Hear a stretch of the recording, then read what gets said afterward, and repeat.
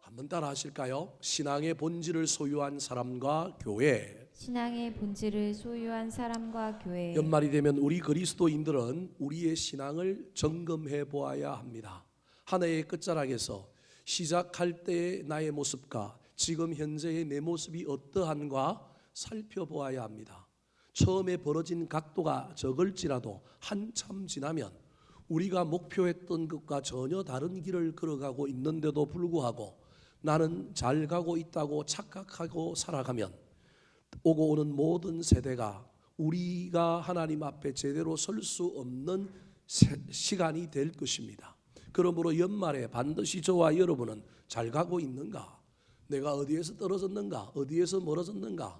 저와 여러분이 우리를 살펴보고 초점을 맞추어야 합니다. 그때 저와 여러분이 기준, 바로미터, 표준이 있어야 합니다.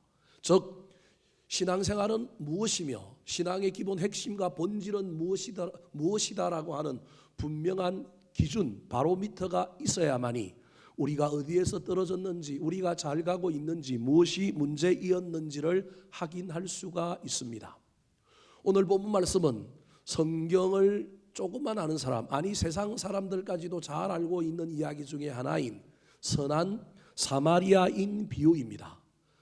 이 이야기는 단순히 이웃을 사랑하라, 죽어가는 사람을 돌보고 살리라라고 하는 주제를 넘어서서 우리 그리스도인들이 연말에 서서 우리의 신앙을 점검해 보아야 할 신앙의 본질에 대한 중요한 이야기를 이 비유 안에 담고 있습니다. 예수님이 하신 이 비유는 한 사람이 예루살렘에서 여리고로 내려가는 길 중에 강도를 만나서 모든 걸 뺏기고 거의 죽어가고 있습니다. 그대로 내버려 두면 죽게 될 상황에 처한 사람입니다. 얼어 죽든지 피를 흘려 죽든지 그냥 죽게 될 상황 가운데 있었는데 다행히 그 죽어가는 사람 옆을 두 사람이 지나갔습니다. 한 사람은 유대 종교의 지도자 중에 한 사람인 제사장이 지나갔는데 이 사람은 이상하게도 그 죽어가는 사람을 돌보거나 살리지 않고 피하여 그냥 지나가 버렸습니다.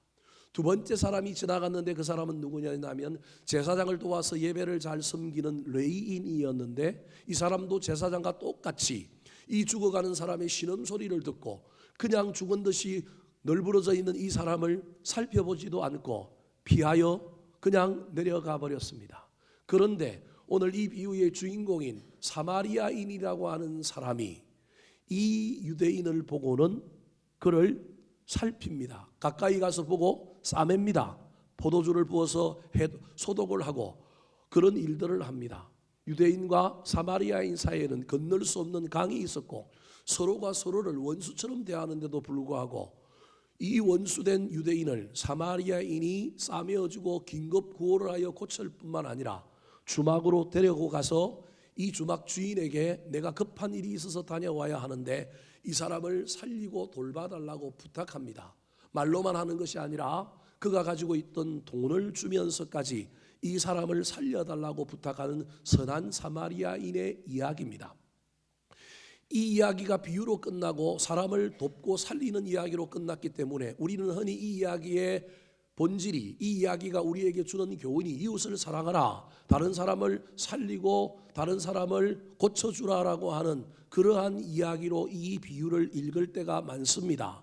물론 이 이야기에 드러난 주제는 이웃 사랑입니다. 하지만 이 이야기가 시작된 것을 살펴보면 결론은 그렇게 끝났지만 이야기의 시작을 살펴보면 단순한 이웃 사랑의 진리만을 이 비유가 담고 있지 않습니다. 좀 더 깊이 이 본문을 살펴보면 이 본문에는 한 신앙인, 특별히 오늘 본문에 나오는 율법 교사라고 하는 사람의 신앙을 고쳐주려고 잘못된 신앙을 회복시켜주고 본질에서 떨어진 그의 신앙을 다시금 본질로 돌아가게 만들고 다시금 굳게 세우려고 우리 주님께서 이 비유를 이야기하신 것이지, 이 비유에 나오는 선한 사마리아인 같은 이웃 사랑하는 사람이 되라고만 하는 이야기가 아니라는 것입니다. 사랑하는 성도 여러분, 오늘 본문의 이야기를 좀 더 깊이 살펴볼 때 이 비유 속에 담겨 있는 신앙의 본질이 무엇인지를 깨닫고 이 연말에 우리도 이 본질을 내가 붙들고 있는가, 이 본질에서 내가 얼마나 멀어졌는가 점검하고 회복하는 저와 여러분이 되기를 예수님의 이름으로 축원합니다. 자, 그렇다면 이 선한 사마리아인 비유에 담겨 있는 단순한 이웃 사랑을 넘어서는 또 다른 우리 그리스도인들이 가져야 할 신앙의 본질은 무엇일까요? 따라 하시겠습니다. 신앙은 은혜를 기억하는 겸손. 신앙의 은혜를 기억하는 겸손. 신앙의 본질 중에 하나가 겸손이라는 겁니다. 그래서 연말에 저와 여러분이 우리의 신앙을 되돌아보며 나를 점검할 때 나는 얼마나 겸손한가? 나는 겸손한 사람으로 계속 가고 있는가? 내가 조금 자랑질을 좀 많이 하고 내가 좀 어깨가 어석하여 내가 교만한 사람으로 변해가고 있지는 않은가 점검해 봐야 합니다. 그런데 겸손이라는 것이 쉬운 일이 아닙니다. 의지적으로 겸손하게 하려고 애를 쓰고 얼굴 표정을 바꾸고 말실을 바꿔서 사람은 속일 수 있을지 모르겠지만 하나님은 우리가 흉내를 낸다고 사람 눈에는 겸손한 것처럼 보일지라도 그것이 겸손이 아닌 것을 분명히 우리 하나님은 아십니다. 그렇다면 우리가 이 겸손을 유지하려면 어떻게 해야 될까요? 그 겸손에 이르는 방법, 당연히 우리의 삶이 우리의 신앙의 태도가 겸손하게 그냥 자연스럽게 만들어지는 제일 중요한 방법은 내 안에 은혜가 있으면 됩니다. 내 안에 은혜가 충만하면 그 은혜는 나를 겸손하게 만듭니다. 왜냐하면 내가 잘난 사람이 아니라 은혜가 필요한 사람이었다. 은혜가 나를 살렸다. 값없이 내가 그 은혜로 말미암아 이런 자리에 있었구나. 그래서 현재의 내 모습, 내가 이룬 것, 내 직업, 나의 소유의 문제가 아니라 옛날에 나의 본질을 통하여 내가 은혜 받은 사람이라고 하는 것을 깨닫고 그 은혜를 품고 있는 사람은 교만할 수가 없습니다. 은혜를 받았기 때문에 내 삶은 은혜롭습니다. 내가 은혜가 있기 때문에 은혜를 베풀 수밖에 없는 존재가 되기에 그 사람은 겸손한 사람이 되는 겁니다. 오늘 본문에 이 문제에 어려움을 겪고 있는 사람, 이 문제에서 은혜와 겸손이라고 하는 두 주제를 잃어버린 한 사람이 자신은 은혜가 있는 사람인 줄 착각하고 나는 교만하지 않고 겸손하다라고 하는 것을 주장하고 있는 한 사람이 등장합니다. 그 사람은 이름은 없지만 직업이 등장합니다. 율법 교사입니다. 25절 말씀 같이 한번 읽어볼까요? 시작. 어떤 율법 교사가 일어나 예수를 시험하여 이르되 선생님 내가 무엇을 하여야 영생을 얻으리이까? 율법 교사는 유대교 지도자들 중에 최상층에 있는 사람입니다. 율법 학자 또는 율법사라고 불리기도 하는 사람들인데 종교적으로 아주 뛰어난 사람, 유대교 종교에서 수많은 사람들에게 인정을 받는 사람, 특별히 사내들인 공의회라고 하는 유대교 종교 지도자들의 모임인 우리로 치면 국회에 해당되는 곳에 제일 많은 직업을 가지고 있는 사람들이 누구냐 하면 바로 율법교사, 율법사들이었습니다. 그런데 이 사람이 예수님을 찾아왔는데 믿으러 찾아온 것도 아니고 뭘 배우려고 찾아온 것도 아니고 찾아온 목적 자체가 무엇이라고요? 시험하려고 왔습니다. 벌써 교만한 사람이다. 사랑하는 성도 여러분, 남을 시험하면 안 됩니다. 배우려고 해야 되고 도와주려고 사람을 만나야지 그 사람을 비난하고 깎아내리고 시험하려고 하는 순간 우리는 벌써 은혜를 잃어버린 사람, 교만한 사람으로 살고 있습니다. 시험하러 와서 시험이라고 하는 마음은 숨겨서 드러나지는 않지만 그가 말을 하는데 무슨 말을 예수님께 질문했느냐 하면 무엇을 하여야 영생을 얻으리까 라고 하는 말을 했습니다. 영적인 질문을 했습니다. 구도자입니다. 대단해 보입니다. 말만 들으면 영생에 대하여 관심이 있는 사람, 영생을 추구하는 사람, 영생은 영원한 나라 천국에서 누리는 삶이니 저 영생을 다른 말로 바꾸면 구원입니다. 어떻게 해야, 무엇을 해야 내가 구원을 얻을 수 있습니까? 라고 묻는 겁니다. 그런데 저 묻는 질문에 몰라서 묻는 것이 아니라 알고 있으면서 내가 알고 있는 대답을 당신이 말하는지 내가 보겠습니다. 말하면 내가 인정하겠지만 못하면 당신은 내 눈 밖입니다. 당신은 내가 상종하지 않겠습니다라고 하는 교만으로 질문하고 있습니다. 여러분, 몰라서 질문해야 됩니다. 알고 있으면서 질문하는 건 저와 여러분이 율법 교사가 된 사람이라고 하는 사실을 기억해야 됩니다. 예수를 믿고도 수많은 삶을 사는데 그 삶 중에 하나가 오늘 본문에 나오는 율법 교사처럼 사는 사람들이 참 많습니다. 배우려 하지도 않고요. 정말로 궁금해서 묻지도 않고요. 시험하려고 테스트하려고 자랑하려고 합니다. 질문은 그럴싸합니다. 영생이라고 하는 아주 거룩하고 그런 주제를 가지고 묻습니다.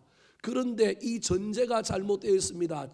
세상 사람들 눈에는 저 질문이 그렇게 보이지만 우리 예수님의 눈에는 저 질문이 아주 문제가 많은 질문입니다. 왜 문제가 많으냐 하면 이 사람이 가지고 있는 신앙적인 생각 속에 영생은 어떤 행위로 얻는 것이라고 하는 전제가 깔려 있습니다. 구원은 은혜로 받습니다.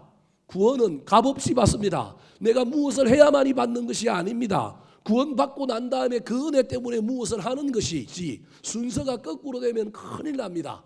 순서가 뒤바뀐 사람이 누구냐 하면 율법 교사입니다. 여러분 예수를 믿다 보면 저와 여러분도 나도 모르는 사이에 행위 중심으로 우리 신앙이 바뀌게 됩니다. 이걸 우리는 잘 모르고 살아갑니다. 그래서 뭘 하면 잘하는 것이라고 이야기하는데 뭘 하더라도 마음이 없으면 뭘 하더라도 그 밑에 뭔가가 전제되어 있지 않으면 그건 다 꽝입니다. 사람들 눈에는 신앙 좋은 것으로 열심인 것처럼 보이지만 하나님 눈에는 X입니다. 지금 율법 교사가 그 삶을 살고 있는 겁니다. 사람 눈에는 신실한 사람으로 영적인 것을 추구하는 사람으로 보였지만 우리 예수님의 눈에는 너무 문제가 많아 보였습니다. 저 사람이 구원을 잘못 알고 있구나. 구원은 은혜로 받는 건데 자꾸 무엇을 하는 것, 다르게 이야기하면 난 이미 영생을 얻었습니다. 나는 영생을 얻을 만한 공로, 윤리적인 행함을 나는 많이 했기 때문에 나는 내가 구원받는다고 확신합니다라고 말하고 있는 사람이 바로 저 율법 교사입니다. 아는 건 많은데 너무 문제가 많아 보이는 이 사람이 너무 안타까워서 예수님께서 이 사람을 좀 고쳐보고 싶습니다. 그런데 이 사람이 너무 전제가 단단하고 너무 자기 중심적이기 때문에 대답을 바로 이야기해주면 못 알아듣고 그것을 받아들이지 않을까 봐 우리 예수님께서 질문을 통하여 아래로부터 차근차근 이 사람을 무너뜨리고 이 사람을 고쳐보려고 이렇게 묻는 질문 앞에 예수님께서 또 다른 질문으로 응대했습니다. 그 질문이 무엇이었을까요? 26절 말씀 같이 읽어보겠습니다. 시작. 예수께서 이르시되 율법에 무엇이라 기록되었으며 내가 어떻게 읽느냐. 예수님의 질문은 두 가지입니다. 하나는 어떻게 기록되었느냐, 그리고 네가 어떻게 읽느냐라고 하는 두 가지 질문을 하였습니다. 그런데 율법 교사에게는 이 두 가지 예수님의 말, 조선말은 끝까지 들어봐야 하고 중요한 말이 앞에보다 어디 나올 가능성이 많아요? 뒤에 나올 말이 맞는데 앞말에 정신이 딱 꽂히면 뒤에 말은 안 들리는 겁니다. 내가 좋아하는 말만 들리는 겁니다. 율법에 무엇이라 기록되었느냐 하니까 율법과 기록이라는 말만 딱 들어온 사람이 누구냐 하면 바로 이 율법 교사입니다. 그런데 우리 예수님이 진짜 하고 싶은 것은 야, 구약의 성경책에 어떻게 해야 영생을 얻고 구원을 얻는다고 이야기했느냐, 그것도 중요하지만 머리로 아는 것도 중요하지만 어떻게 읽느냐, 이 말은 단순히 눈으로 읽는 것이 아니라 어떻게 사느냐. 네가 기록된 것을 아는 것으로 끝나는 것이 아니라 아는 걸 넘어서서 순종함으로 살고 있느냐. 신앙은 아는 것이 아니라 뭐 하는 거라고요? 사는 것이다. 넌 머리는 가분수라서 많이 알고 있는데 많이 알고 있고 뭘 하는 것으로 자꾸 구원을 받는다고 생각하는데 구원은 은혜로 받는 거야. 자격이 없어도 우리가 좀 부족해도 하나님이 주시는 은혜 때문에 구원받고 우리는 그래서 그 은혜를 잊어버리지 않고 감사합니다. 나 죽을 죄인이었습니다. 이걸 아는 건데 너는 그건 온데간데 없고 무엇만 있느냐 하면 예배를 드리느냐, 헌금을 하느냐, 뭘 하지 않느냐, 이것만 있다. 어떻게 기록되었느냐가 중요한 게 아니라 어떻게 읽느냐, 어떻게 사느냐가 훨씬 더 중요하다는 겁니다. 옛날에 시골에 우리 어르신들, 시골교회 권사님들 다 일자 무식이었습니다. 한글을 알아요, 몰라요? 몰라요. 그런데 성경책을 거꾸로 놓고 예배를 드립니다. 그런데요, 믿음이 됐다 좋습니다. 지금 우리보다 훨씬 좋습니다. 찬송가를 거꾸로 놓고도 찬송가를 그렇게 뜨겁게 뭐합니까? 부릅니다. 그런 분들에게 가고 틀렸다고 성경책 바로 놔주면 바로 놔주는 사람이 이상한 사람이고 그 사람이 믿음이 문제가 있습니다.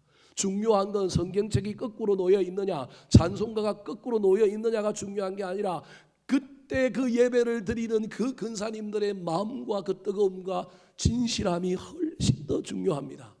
거꾸로 놓여 있으면 어떻습니까? 글자를 모르면 어떻습니까? 신학이 없으면 어떻습니까? 머리만 가분수가 되어서 뭘 많이 안다고 신앙생활을 잘하는 것이 아니라 신앙생활의 본질은 내 안에 은혜가 있느냐, 그리고 그 은혜를 가지고 내가 은혜롭게 살고 있느냐, 그 사람은 필연적으로 겸손한 삶을 살고 있는 겁니다. 여기에 문제가 생긴 사람이 바로 이 율법교사입니다. 사랑하는 성도 여러분, 이 율법교사가 누구냐 하면 바로 저와 여러분입니다. 읽느냐라고 하는 질문을 했는데도 그 질문은 들리지 않고 어떻게 기록되어 있느냐 이 말만 들리는 사람, 그래서 옳거니 내가 또 자랑할 것이 생겼다. 성경 지식을 또 자랑하기 시작합니다. 그래서 27절에 보면 뭐라고 얘기합니까? 예수님의 그 질문에 어떻게 읽느냐에 대한 대답을 해야 되는데 어떻게 기록되어 있느냐에 대답만 합니다. 내 마음을 다하고 목숨을 다하고 힘을 다하고 뜻을 다하여 하나님 사랑하면 구원받습니다. 영생 얻습니다라고 대답합니다. 그런데 얼마나 오지랖이 넓은지, 하나님 사랑에 대한 것만 이야기해도 정답인데 무엇까지 이야기합니까? 그렇게 한 것처럼 내 이웃을 사랑하는 것까지 이야기합니다. 선한 사마리아인 비유가 나온 이유가 이 사람이 이웃 사랑에까지 대한 오지랖을 넓은 대답을 했기 때문에 나온 것이지, 원래 이 선한 사마리아인 비유가 예수님과 이 율법 교사의 핵심은 아니었다라는 겁니다.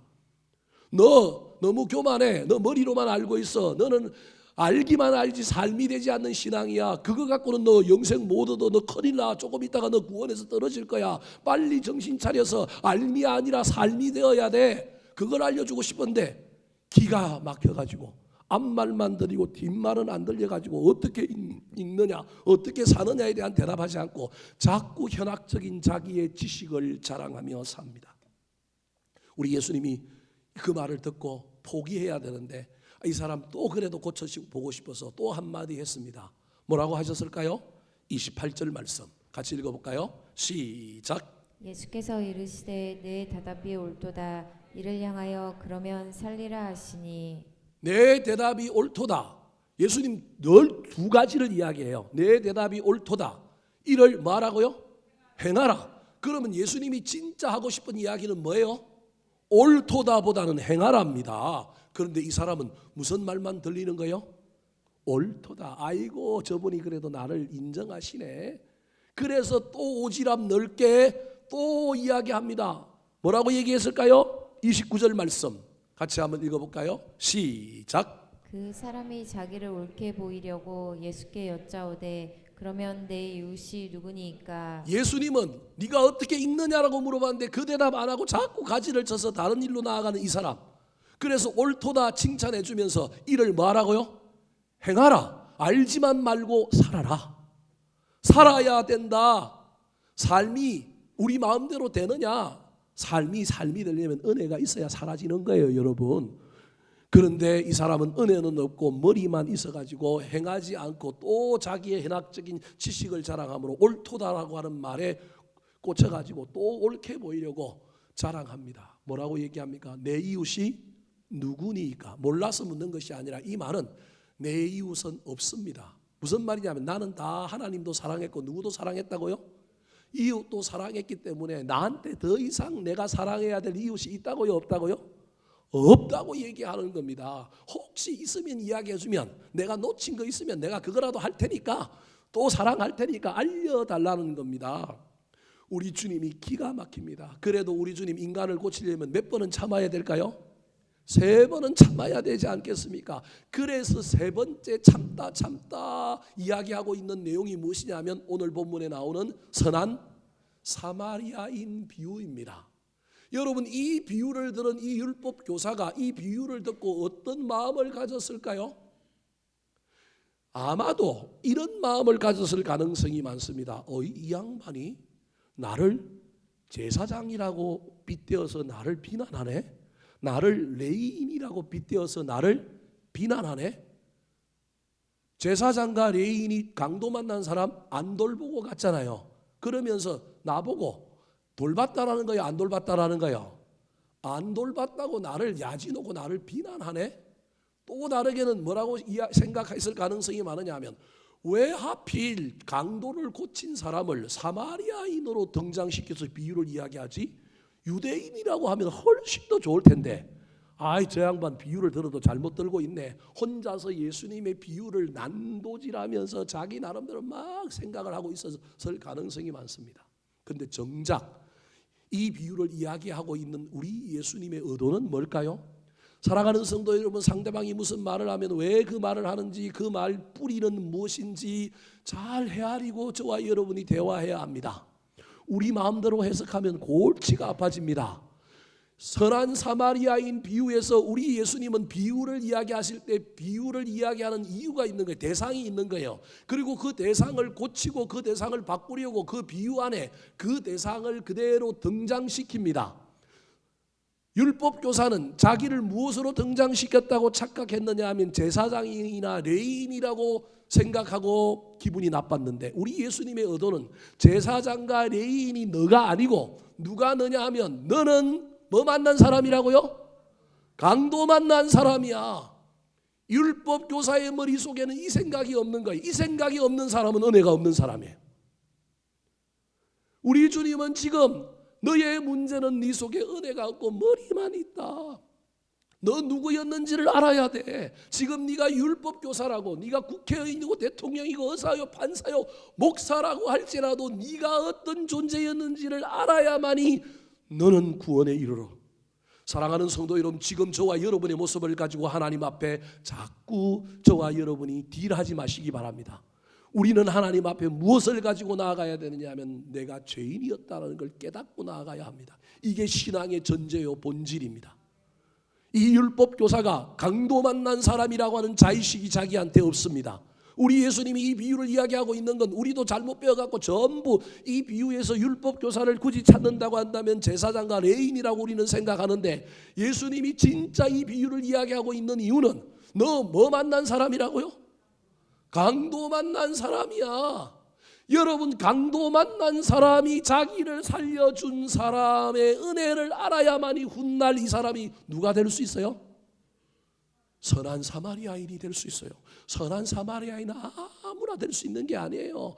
선한 사마리아인 되는 게 옳다고 아무리 너 선한 사마리아인이 되라고 이야기해도 여러분, 우리 인간은 선한 사마리아인은 못 됩니다. 그런데 내가 강도 만나보고 내가 거의 죽을 뻔했는데 선한 사마리아인을 만나보고 그 은혜를 깨닫고 나면 나도 비스무리하게 선한 사마리아인이 될 수 있는 거예요.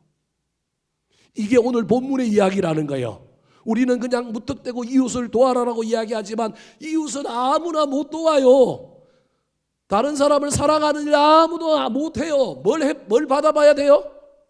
사랑을 받아봐야 된다니까요. 여러분, 지금 저와 여러분이 사랑받았다는 걸 알고 있습니까? 이걸 모르고 신앙생활하면 이 연말에 저와 여러분이 헛방인 거예요. 내가 지금 뭐 세상으로 뭐에 합격하고 뭘 얻었고 뭘 어디에 가고 내가 높이 올라갔고 자꾸 이걸 가지고 주님 앞에 서봤자 소용이 없다니까요. 우리가 강도 만난 사람이었다.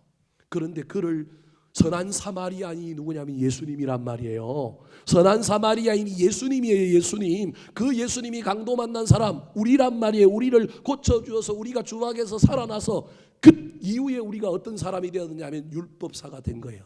우리가 제사장이 된 거예요. 우리가 레위인이 된 거예요. 우리가 각각 어떤 삶을 살든지 간에 우리가 잊어버리지 말아야 될 본질. 난 뭐 만난 사람이었다고요? 강도 만난 사람인데 나는 강도만 만난 게 아니라 누구도 만났다고요? 선한 사마리아인도 만났다. 아이고 감사해라. 난 그분의 은혜 때문에 나는 이렇게 오늘날까지 이르렀구나. 나 평생 그분의 은혜를 잊어버리지 않고 살겠다. 저와 여러분이 죽을 위기에 처했는데 누군가 나를 구해주었다고 한다면 그 은혜를 잊어버리시겠습니까? 기억하겠습니까?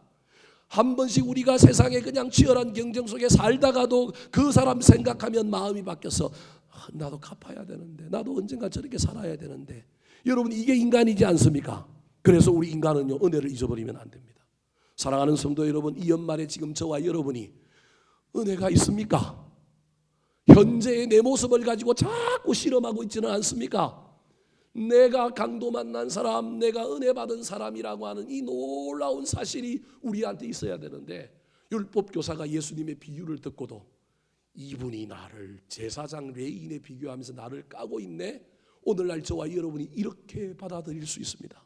하나님의 말씀을 듣고도 저와 여러분이 이 율법 교사처럼 반응할 수 있는 겁니다. 그런데 이 말씀이 여러분 저와 여러분에게 내가 강도 만난 사람이었구나, 선한 사마리아인이 예수님이었구나, 그분이 나를 살려주셨구나, 내가 그 은혜 잊으면 안 되지, 나도 그분 따라 살아야지, 그분 닮아가야지.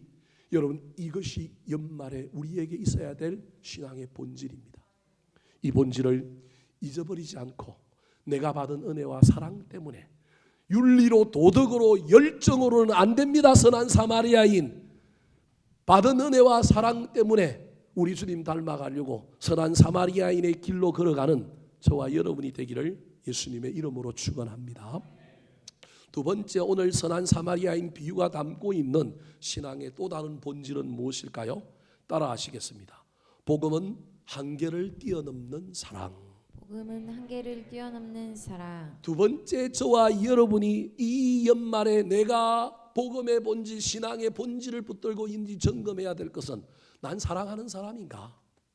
그런데 그 사랑이 사랑할 만한 사람을 사랑하는 것, 할 만한 상황에서 하는 것을 넘어서고 있느냐? 좀 더 다르게 이야기하면 내가 은혜를 알고 내 안에 예수 그리스도의 복음이 충만하게 있는 사람은 안전빵으로만 살지 않고 그럭저럭 평범하고 그럭저럭 그런 상황 속에서만 무던하게 신앙생활을 하지 않고 때로는 손해를 보고 사선을 뛰어넘는 거예요. 탈북민이 사선을 뛰어넘어 목숨을 걸고 선을 넘어서 대한민국으로 오는 것처럼 신앙은, 신앙 안에는 기본적으로 본질적으로 안전빵, 편리한 것, 복만 받는 것, 좋은 것만 있는 것이 아니라 신앙 안에는 뭐가 있느냐 하면 위험을 감수하고 도전하고 모험으로 살고 손해를 보고 억울할지라도 내가 가지고 있는 선, 나의 전제, 내 신앙생활에 그걸 내려놓고 한 번은 뭐 해보는 사람이냐면 죽을 각오를 하고 뛰어넘어 보는 사람이에요. 한 해의 연말에 내 인생을 쭉 보면서 나는 얼마나 안전빵으로 살아왔는가. 중요합니다. 여러분, 안전빵으로 살아야 됩니다. 그런데도 불구하고 하나님이 내 마음을 충동질하고 하나님이 나한테서 도전하실 때 내가 좀 손해를 보고 억울하고 내가 좀 위험해질지라도 우리 주님 때문에 사선을 한번 넘어본 적이 있는가를 점검해 봐야 합니다. 여러분, 이게 신앙입니다. 신앙생활이 복만 받고 신앙생활이 평안하기만 하면 어떻게 그게 신앙생활입니까? 우리 인생이 전부 사선을 뛰어넘고 한계를 뛰어넘고 모험으로 살고 도전으로 살 필요는 없습니다. 그러나 여러분, 저와 여러분의 인생 안에 특별히 한 해를 결산하는 가운데 내가 무모하기도 하고 무리하기도 하고 인간으로는 할 수 없는데 하나님이 원하시니 내가 한번 이걸 해본 적이 있는가? 신앙생활도 그럭저럭 평범하게 내가 할 만한 일만 하고 온 게 아니라 내가 힘을 쓰고 애를 쓰고 일을 악물어서 내가 할 수도 없는데 한번 예배도 드려보고 해봤는가? 헌금도 내 수입과 관련하여 할 수 있는 정도가 아니라 내가 한번 선을 뛰어넘어 봤는가? 교회 봉사하는 일도 이것도 하고 저것도 하고 다 하는 가운데 생색낼 정도만, 남한테 부끄럽지 않을 정도만 살아가는 것. 여러분, 일반적으로 그렇게 사십시오. 뭐 그런다고 복을 못 받는 것도 아니고 구원 못 받는 것도 아닙니다. 그럼에도 불구하고 어느 순간에 내가 그걸 한번 뛰어넘어 본 적이 있는가? 여러분, 연말에 그거 한번 생각해 봐야 합니다. 왜냐하면 복음은 그런 것이거든요. 초대교회에 예수 믿는 사람들이 여러분 그럭저럭 살려면 다 우상 숭배하고 황제 숭배하고 다 예수 부인하면 되는데 선을 넘잖아요. 황제가 죽이려고 하는 핍박 속에서도 선을 넘어서 손해가 되고 억울해지고 목숨을 내놓는 상황임에도 불구하고 예수 믿는 것 때문에 선을 넘잖아요. 신앙생활에 선 넘지 않는 일은 없습니다. 내가 가지고 있는 전제, 위험 다 무릅쓰고 넘어가야 합니다. 오늘 본문에 이 강도 만난 사람에게 선을 넘어간 사람이 있는데 그 사람이 누구냐 하면 오늘 본문에 등장하는 어떤 사마리아인입니다. 자, 하나 넘어가지고 33절입니다. 33절 말씀 보여주세요. 시작. 어떤 사마리아 사람은 여행하는 중 거기 이르러 그를 보고 불쌍히 여겨. 어떤 사마리아인은 선을 넘었습니다.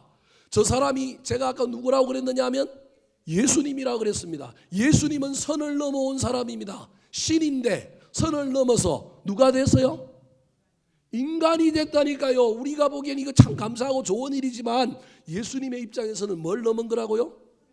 선을 넘었어요.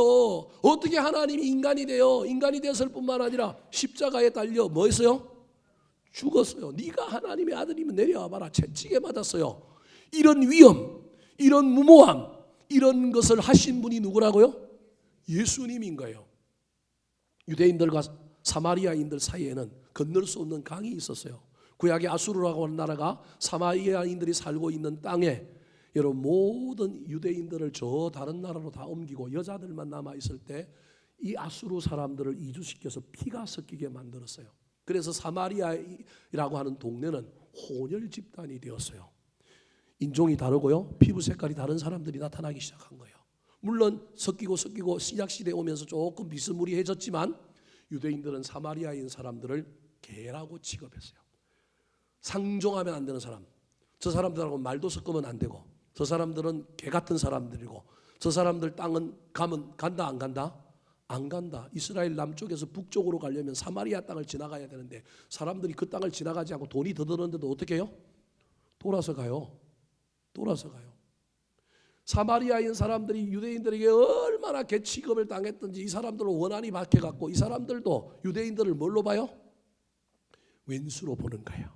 그래서 이 유대인들과 사마리아인 사이에는 건널 수 없는 각, 서로가 서로를 못 잡아 죽이려고 하는 이 왼수 같은 상황이 펼쳐져 있는 거예요. 근데 우리 예수님이 의도적으로 강도를 고쳐주는 사람을 누구로 등장시켜요? 사마리아인으로 등장시켜요. 그냥 유대인으로 등장시켜서 유대인이 그 강도 많은 사람을 고쳐줬다 그러면 이 율법 교사가 듣기에 참 편할 텐데 우리 예수님은 의도적으로 사람을 고치고 살린 좋은 일을 한 사람을 그들이 가장 싫어하는 누구로 등장시켰느냐 하면 사마리아인 사람으로 등장시킨 거예요. 예수님이 나중에 이 이야기의 끝에 강도 만난 사람에게 이 세 사람 중에 누가 이웃이냐 묻습니다. 정답은 누구예요? 사마리아인입니다. 그런데 사마리아인이라고 하는 이 말을 입에 올리기가 싫어서 이 율법 교사가 뭐라고 대답해요? 머리로는 사마리아인이라고 하는 걸 알고 있는데 그 말하기가 싫어갖고 선을 못 넘는 거예요. 그래서 뭐라고 얘기해요? 자비를 베푼 자니이다 이렇게 돌려서 이야기하는 거예요. 얼마나 안타까워요. 비유니까 비유에 나오는 거니까 그냥 사마리아인이라고 이야기하면 돼요. 실제가 아니라 비유니까 하면 되는데 그것조차도 입에 선을 넘어서 그 사람들 입에 올리기가 힘든 사람이 누구냐 하면 유대인들인 거예요. 그래서 사마리아인이라고 얘기하지 않는 거예요. 그런데 이 사마리아인 입장에서 보면 사마리아인도 선을 넘기가 힘들어요. 자신들을 멸시하고 개취급하는 이 사람들을 돕는다는 건 사마리아인들 사이에서도 왕따가 당할 수 있고요. 그리고 막 이 안에 적개심과 분노가 있어서 죽든지 말든지 뭐 하죠가요? 내버려 둬야 되는 거예요. 그런데 이 사람은 여러분 그냥 자연스러운 게 아니고요. 이 사람도 속으로 갈등하고 속으로 긴장하고 속으로 고민하다가 뭐 하는 거예요? 그를 보고 어떻게 했다고요? 불쌍히 여긴 거예요. 이 사람 선을 넘었어요. 자기 힘으로 넘은 게 아니고요. 그를 보고 불쌍히 여기도록 성령님이 역사하신 거예요. 여러분 저와 여러분이 선을 넘을 때 인간의 힘으로는 못 넘어요. 인간은요 본능적으로 손해 안 보려고 그래요. 본능적으로 편하려고 그래요. 본능적으로 나한테 유익한 걸 저와 여러분이 할 수밖에 없어요. 근데 성령이 임하면요 나의 유익을 구치 않고요 상대방의 유익을 구하는 거예요. 성령님이 내 마음에 들어오면 보고 불쌍히 여기는 마음이 생기는 거예요. 그래서 저 사마리아인이 유대인인데도 불구하고 그에게 찾아가서 상처를 싸매고 포도주를 부어서 소독을 하고 그를 덜쳐업고 여러분 주막까지 갑니다. 쉬운 일이 아니잖아요. 그냥 싸매고 치료해주는 긴급 구호만 해도 되는데 또 그를 뭐해요? 덜쳐업고 어디로 가요? 주막으로 가요. 주막으로 갈 뿐만 아니라 자기 여비의 일부인지 단지는 알 수 없지만 데나리온 2를 또 그 주막 주인에게 주면서 이 사람 돌봐달라고 이야기하잖아요. 여러분 이게 얼마나 무식한 일이고 얼마나 우리가 보기에 어리석은 일이에요. 근데 복음은요 어리석은 거예요. 신앙은 이런 거예요. 사랑하는 성도 여러분 우리 모든 인생을 이렇게 살 수는 없어요. 전 여러분에게 절대 그렇게 살라고 말하고 싶지는 않아요. 그런데 하나님이 저와 여러분에게 이런 도전을 한두 번 하실 때가 있는데 그때 내가 선을 넘을 수 있는가? 이 선을 한 번도 넘어보지 못한 사람이 누구냐 하면 율법교사. 이 율법교사에게 이 비유를 통하여 너 선 좀 넘어라. 머리로만 알지 말고 할 수만 있다면 너 선 좀 넘으라는 거예요. 초대교회가 부흥할 때 여러분 전부 제자들은 다 예루살렘에서 핍박이 몰려오는 데도 있었습니다. 사람들 다 흩어졌는데 이 제자들은 자신들이 가지고 있는 한계 속에서 선을 못 넘었어요. 분명히 우리 예수님은 예루살렘과 온 유대와 사마리아와 땅끝까지 이르러 내 정인이 되라고 이야기하셨는데 이들이 어디만 고집해요? 예루살렘. 그런데 베드로가 환상 중에 여러분 보자기가 내려오면서 거기 있는 네 발 달린 짐승들을 자꾸 하나님이 뭐하라 그래요? 먹어라 그러잖아요.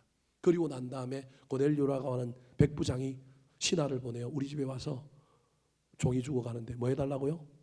고쳐달라고. 아, 이게 이거구나. 내가 선을 넘어야 되는구나. 유대인을 넘어서 이방인에게로 가야 되는구나.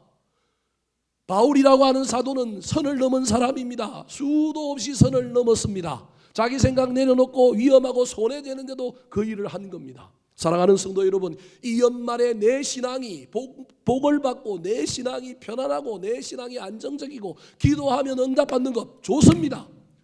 그럼에도 불구하고 올 한 해 내 인생 가운데 내가 좀 선을 좀 넘어본 게 있는가? 손해가 되더라도 억울하더라도 힘들더라도 내 마음대로 결정하여 한 게 아니라 하나님이 내 마음에 뜨거움을 주시고 상황 가운데 정말로 하나님이 나를 막 격동시킨다고 한다면 거기에 순종해 본 적이 있는가? 한번 살펴보시기 바랍니다. 그게 없었다면 이 연말에 우리 주님이 또 한 번 우리에게 기회를 주신다면 여러분 이를 악물고 힘이 들더라도 한번 순종해 보시기 바랍니다.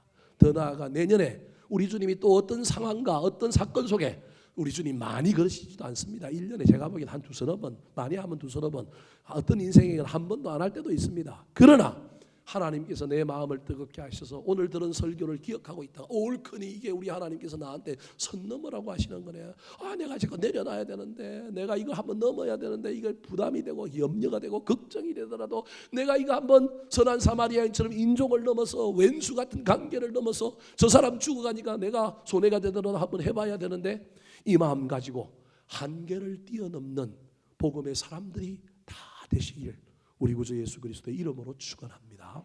세 번째입니다.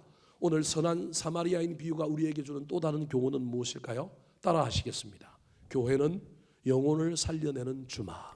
교회는 영혼을 살려내는 주막. 저와 여러분이 개인적으로 우리의 신앙을 점검하면서 신앙의 본질 가운데 내가 은혜를 붙들고 살고 있는가? 그래서 그 은혜가 나를 충동질하여 그 은혜가 흘러 넘쳐서 내가 은혜로운 사람이 되니 나는 필연적으로 겸손한 신앙인, 자랑하는 신앙인, 막 남을 시험하는 신앙인이 아니라 그렇게 살게 되는지를 저와 여러분이 점검해야 될 뿐만 아니라 한 해의 끝자락에 내가 평범하게 그럭저럭 그냥 우리 주님이 주시는 은혜 가운데 그냥 무난하게 사는 걸 넘어서 때로는 손해, 억울함, 불편함이 있을지라도 내가 선을 한 번이라도 넘어왔는가 점검해야 될 뿐만 아니라 우리가 신앙생활하고 있는 우리 교회는 바로 가고 있는가? 나의 신앙의 울타리인 우리 교회는 지금 신앙의 본질을 붙들고 있는가 점검해 봐야 합니다. 교회의 신앙의 본질은 영혼을 살리는 곳입니다. 우리 교회가 영혼을 살려내고 있는가? 오늘 본문 이 선한 사마리아인 비유에 교회가 등장합니다. 어디에 교회가 등장할까요? 34절 말씀 같이 읽어보겠습니다. 시작. 가까이 가서 기름과 포도주를 그 상처에 붓고 싸매고 자기 짐승에 태워 주막으로 데리고 가서 돌보아 주니라. 자, 이 선한 사마리아인이 긴급조치 기름을 붓고 포도주를 부었습니다. 상처를 싸맸습니다. 짐승에 태워가지고 주막으로 데리고 갔습니다. 그리고 주막에서 이 사람을 맡겨놓고 뭐 해달라 그래요? 돌봐달라 그럽니다. 저기에 나오는 주막이 교회입니다. 성경에 여러 교회가 나오는데 오늘 여러분에게 주막교회를 소개하려고 합니다. 우리는 주막하면 막 술 먹고 밥 먹는 곳이라고 이야기하지만 고대 이스라엘 백성들의 주막은요 그런 곳이 아닙니다. 여러분 교회는요 영혼을 살리는 주막이어야 합니다. 우리가 이웃사는 전도축제를 하고 많은 사람들이 왔다가 또 썰물처럼 빠져갔지만 또 그럼에도 불구하고 여전히 우리 교회에 나오는 사람들이 있잖아요. 선한 사마리아인 대신 우리 예수님께서 또 전도자인 선한 사마리아와 같은 많은 사람들이 그들을 주막교회에 맡겨놓은 거예요. 그러면 우리는 그 사람들을 어떻게 해야 돼요? 돌보아야 되는 거예요. 저 선한 사마리아인 비유가 만약에 이렇게 끝났다고 하면 여러분 얼마나 비참합니까? 주막교회에 이 선한 사마리아인이 일을 맡기고 자기 일을 보고 돌아왔는데 돈까지 줬는데 그 사람이 죽어버렸어. 골치 아픕니다. 여러분 혹시 우리 교회가 그런 교회가 되면 될까요? 큰일 나지 않겠습니까? 아까 제가 선한 사마리아인이 예수님이라고 얘기했습니다. 예수님이 다시 온대요. 다시 오셔서 분명히 점검하게 될 겁니다. 내가 맡긴 영혼들, 교회야, 덕양중앙교회 주막교회야, 넌 그 영혼들을 잘 돌봤니? 그 영혼들이 살아있니? 우리 주님이 물을 겁니다. 너 그 영혼 돌보느라고 재정도 많이 쓰고 돈 많이 썼지? 내가 다 어떻게 할 거라고요? 갚아줄게. 그래서 돈 쓰는 일이 아깝지 않은 겁니다. 사랑하는 성도 여러분, 우리 교회가 영혼을 살리는 주막교회인지 아닌지 살펴봐야 합니다. 오늘 본문에서 이 선한 사마리아인은 사람만 맡긴 것이 아니라 물질까지 주고 갔습니다. 35절 같이 한번 읽어볼까요? 시작. 그 이튿날 그가 주막 주인에게 데나리온 2를 내어주며 이르되 이 사람을 돌보아 주라. 비용이 더 들면 내가 돌아올 때에 갚으리라 하였으니. 교회에 영혼을 맡길 뿐만 아니라 자기 물질까지 투자했습니다. 데나리온 2입니다. 데나리온은 하루치 품삯입니다. 그러니까 데나리온 2를 주었다라고 하는 말은 이 사람이 이 영혼을 맡기고 이 사람을 살리고 이 사람에 대한 사랑 때문에 이틀 안에 돌아오겠다라고 하는 결단이 이 안에 있는 거예요. 그런데 고대는 교통이 발전되지 않았기 때문에 자기 마음대로 시간을 정할 수 없으니 이틀이라고 하는 시간을 정해놓고 자기가 가지고 있는 전 재산인지 아니면 더 있는데도 그랬는지는 모르지만 2 데나리온을 줬습니다. 옛날에 목사님들이 이 2 데나리온을 뭐라고 해석해야 되냐면 하나는 구약이고 하나는 신약이다. 주막교회는 구약과 신약으로 영혼을 뭐 해야 된다고요? 돌봐야 된다. 그런 거 믿지 마십시오. 옛날에 다 이렇게 해석을 했는데 지금은 그런 해석이 아니고요. 여하튼 2 데나리온을 줬다는 말은 이틀 만에 오겠다는 거예요. 그 말은 이 선한 사마리안 우리 예수님은 영혼에 대한 사랑 때문에 자기 일 빨리 보고 오겠다는 거예요. 그런데 혹시 상황 때문에 더디 오더라도 비용을 너희들이 써라는 거예요. 그러면 어떻게 하겠다고요? 갚아주겠다. 어쩌면 여러분 우리 주님이 맡겨주신 것 말고도 우리가 써야 되는 것 써더라도 아깝지 않을 겁니다. 우리 주님이 천배 만배 뭐 하실 거라고요? 갚아주실 것입니다. 그 믿음 가지고 우리 교회가 이 연말 끝자락에 서서 우리가 영혼을 돌보고 살리는 교회인가? 아픈 사람 위하여 열심히 기도하고 그들을 애타게 여기고 인생의 문제 때문에 시험하는 사람 그들의 진로의 문제를 보면서 기도해주고 신앙에 어려움이 있는 사람 저 신앙이 조금만 자랐으면 좋겠는데 바로 이야기하면 기분 상할 텐데 어떻게 하면 저 신앙을 조금 더 성장시킬까? 내가 좀 위에 있고 내가 좀 신앙생활 잘한다고 막 하대하면서 자랑하려고 하는 것이 아니라 나도 성장하고 상대방도 성장하기 위하여 정말로 내가 건면해야 된다면 어떻게 해야 될까? 여러분 그런 마음을 가지고 서로가 서로에게 의지가 되고 서로가 서로를 살리는 교회 덕양중앙교회 주막교회가 되어야 하지 않겠습니까? 올해 이 사명을 우리가 잘 감당하지 못했다고 한다면 또 내년에 이 주막교회로서 수많은 전도자들이 선한 사마리아인처럼 사람들을 우리 교회에 맡긴다면 어린아이들을 우리 교회에 맡긴다면 우리가 그 영혼들을 살려내리라 그 결심하고 그 일에 앞장서는 저와 여러분이 되기를 우리 구주 예수 그리스도의 이름으로 축원합니다. 한번 따라 하실까요? 신앙의 본질을 소유한 사람과 교회. 신앙의 본질을 소유한 사람과 교회. 신앙은 은혜를 기억하는 겸손입니다. 신앙은 은혜를 기억하는 겸손입니다. 복음은 한계를 뛰어넘는 사랑입니다. 복음은 한계를 뛰어넘는 사랑입니다. 교회는 영혼을 살려내는 주막입니다. 교회는 영혼을 살려내는 주막입니다.